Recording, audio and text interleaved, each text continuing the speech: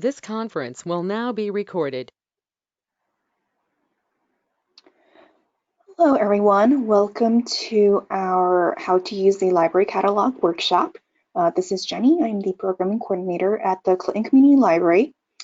And today we're going to go over how to use the Mid-Hudson Library System catalog and as well as some account management things. So first, let's take a look. We are looking at the Clinton Community Library's website, and that's just clinton.lib.ny.us.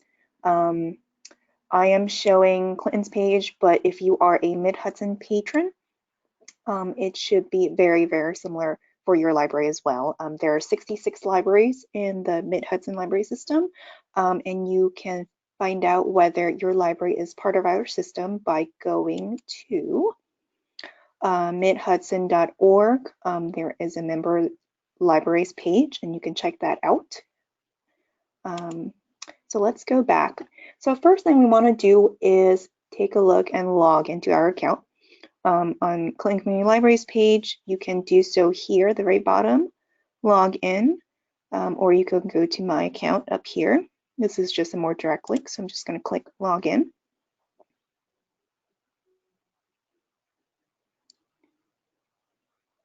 Click log in again, and this is the page you want to see. I'm going to enter my barcode.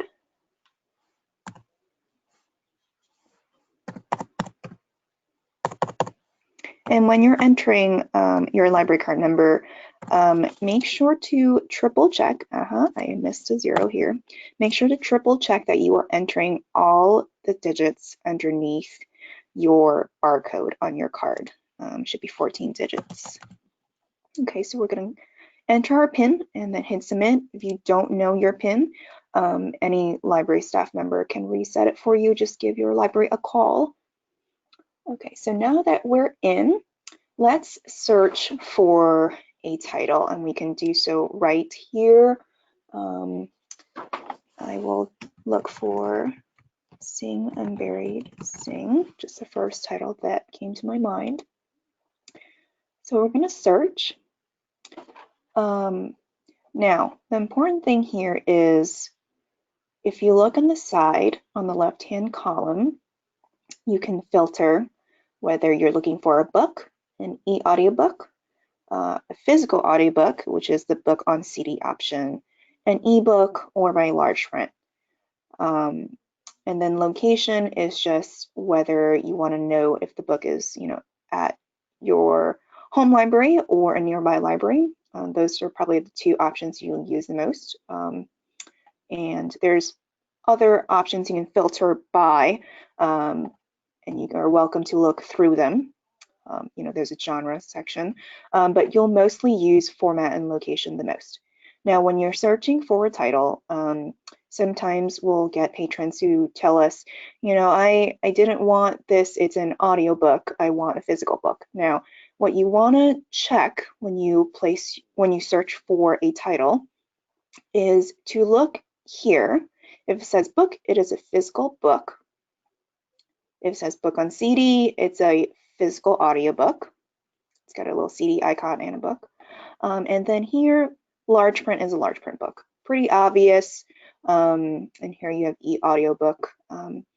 Pretty obvious, but if you don't look there, you could put a hold on the wrong type of item, which is what we don't want. So make sure you check the format. And let's see. Okay, so now we search for a title. We want to put on a hold, right? So there are two ways to do that. One is you can simply click request it. And if you do that, it will default to showing you the pickup location for your home library. For this card, home library is Clinton. It's the Clinton Community Library card. And your home library is based off of your home address. And depending on where you live, that your home library is the library that's designated to serve you first.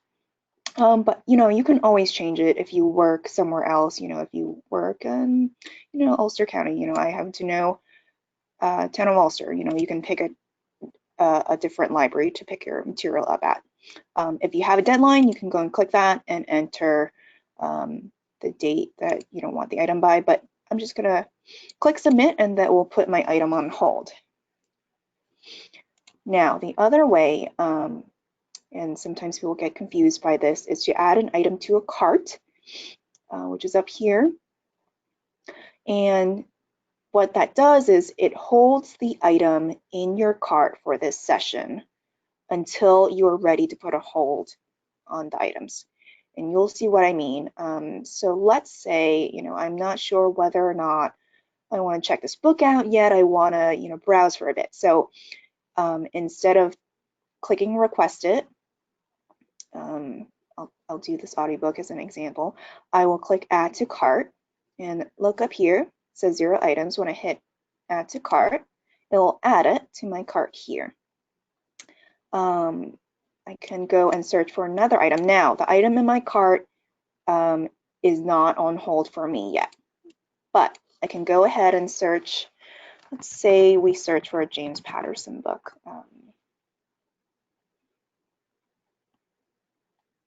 Okay, so I want to put a hold on, let's say, oh, sorry, I want to add this book to my cart. Let's add it. And let's go and see. Now there's 2 items in my cart, which is correct. Let's go into the cart and see what it looks like. Now, there's 2 items that I added. These items are not on hold for me yet. But if I end up wanting to put these items on hold, I can make sure they're checked off and I can just hit request it. Okay, when I do that, it will give me the same option we saw before. I'll just have to pick a pickup location and it's telling me that these 2 items are the ones that I checked off. And I can hit submit and then I would have them on hold. But until you do this step, the items in your cart are not on hold for you yet. Now, this cart is useful, if you are an avid reader and you're just browsing through titles and you're just putting them in your cart just to hold for now. Maybe you don't want to check out or put items, 10 items on hold at once, right? Maybe you want to uncheck one and just go and request that single item. That's fine too. And I could do that, right, with 1 item. And I can just hit submit and put this single item on hold. I don't need to put everything on hold at once. Now, whatever is in your cart, once you log out of this session, will go away. So if you want to save what you added to your cart, like let's say I want to save these 2 items, maybe they were recommendations from friends and I'm just kind of sitting on it and thinking about it before I take action on them. What you can do is when you're in your cart, make sure you check all the items you want to save. You would save them to a list. You would go here, click save to list. And right now, you can see that I have a test list named test, which I did before, or you can save it to a new list, right? I can add it to an existing list or save it to a new one. Let's save it to a new one. I'll just call it recommendations.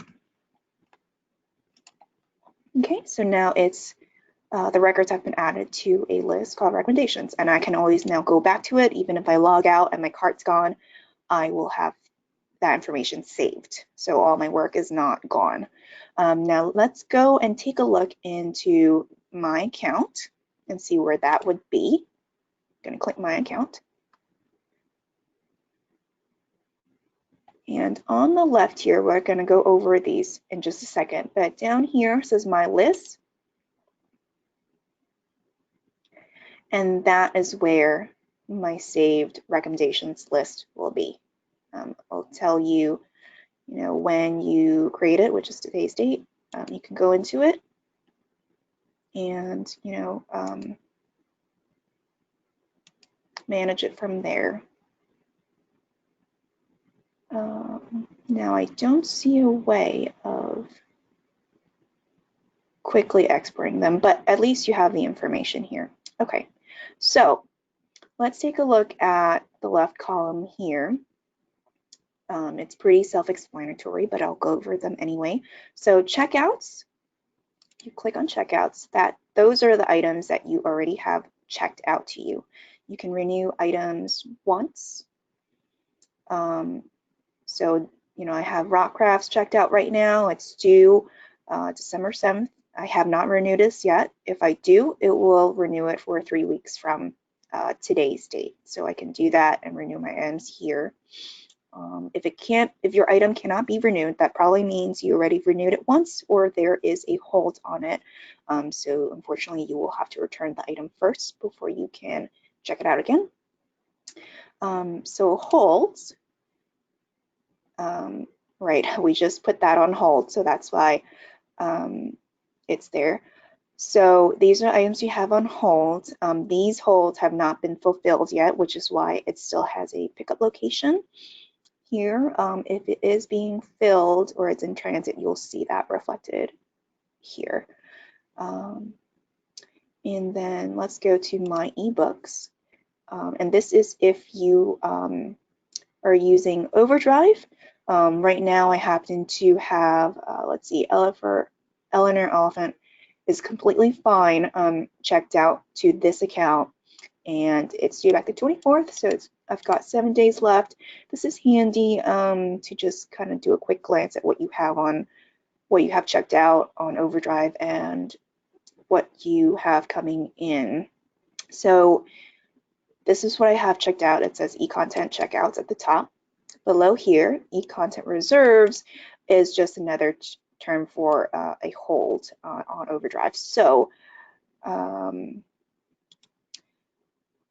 don't get confused because it does say due on this date, but that's not, I don't have it checked out right now. But it looks like it is ready for me to check out. So if I wanted to, I could just click check out here. Otherwise, it will actually show you your position in the holds list. So I think yesterday when I checked, I was position 3 of, I don't know, 40 something, and it moved pretty quickly. So now it's ready for me to check out. You do have a limited amount of time to check an ebook out if it's ready for you. So make sure you don't miss that deadline. And of course, if you want further account management for your Overdrive account, you would log into Overdrive directly, and that's something we won't cover here, but is available on our other videos about library resources. Okay, so on the left here, you have fines.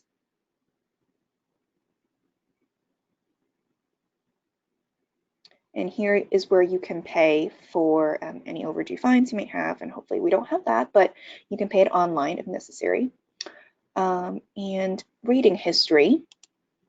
Now, I am opt-in on this account to save my reading history. You do need to opt in first in order for this to start recording. Do not worry, library staff members cannot see this due to patron privacy issues. We don't see this. This is just for your personal record. If you don't want to save this information, you can click opt out. Oh, okay, first, sorry, I lied. You have to delete all your records first. So presumably I can hit delete all and then hit opt out. Or just delete marked, but you'll have to delete everything if you want to opt out and you're already opt-in, if you can follow that logic. You can also export it. I have not done so, but looks like you can do that. This is helpful. I know some patrons of ours will ask what they have checked out, and the staff do not have access to this information, but you do on your account, or you can if you're opt into it. Okay. So I think I went ahead just a bit ahead of myself. Let's go back to search for just a second. I'm going to click up here. Okay. So this is something I wanted to cover, and I will use the author James Patterson as my example because I know that he does do, or he writes young adult novels as well as adult novels. And I want you to be aware of the call number. That's the other thing. If we take a look here, it says Clinton Community Adults, so that is an adult novel. But if we go down, see how it says young adult? This is a young adult novel. So just be aware if you're looking for a particular author, maybe they write for different audiences, and you just want to be aware of that by checking the call number so you are getting the right material for yourself or your family. Another way is, remember, there are filters on the left, and again, this is very useful, especially for those of you who want just audiobooks or large print books. Very helpful. So here, down by collection, you can refine to be just adult material, right? So if I click that, it will only show me material in the adults collections of all the libraries. And this is a little bit slow, so we'll just wait for it to load a bit.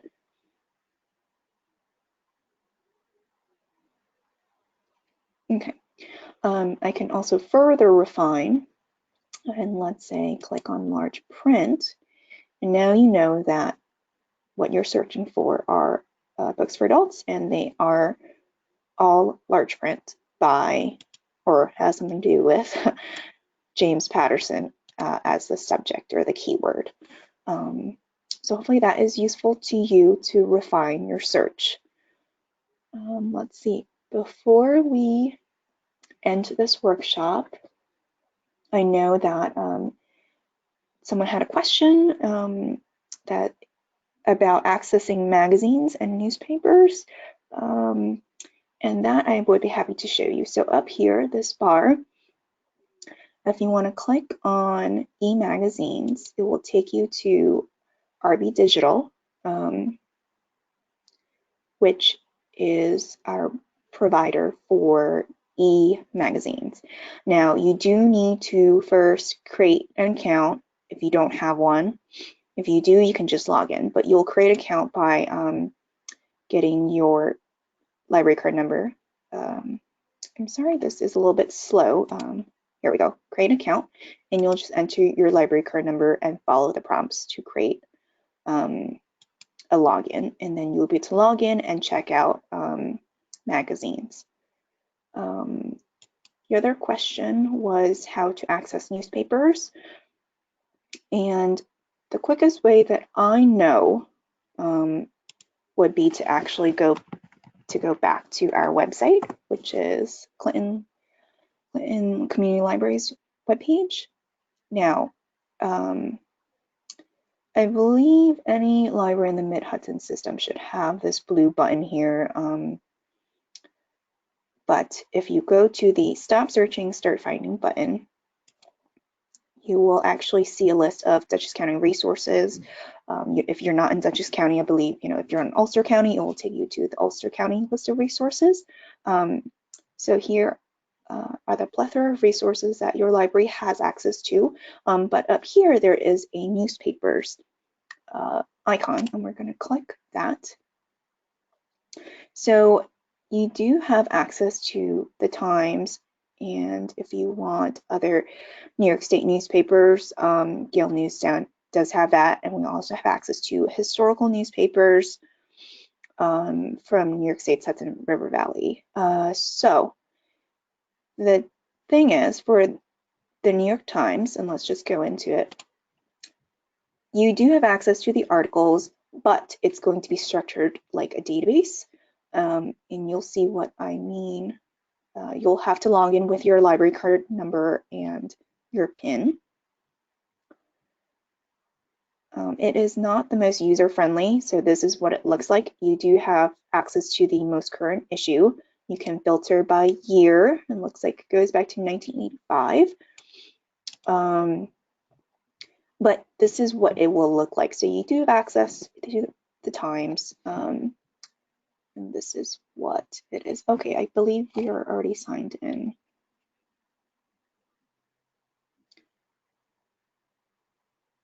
Let's click on today's.